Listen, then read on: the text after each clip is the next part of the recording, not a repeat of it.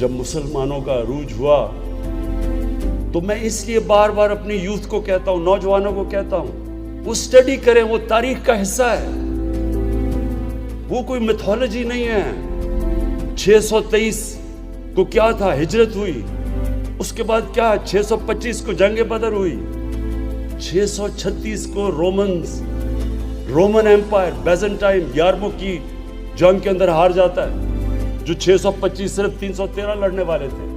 11 سال کے بعد رومن ایمپائر گر جاتا ہے، 12 سال کے بعد پرشین ایمپائر ان کے سامنے گر جاتا ہے۔ تاریخ کا حصہ ہے۔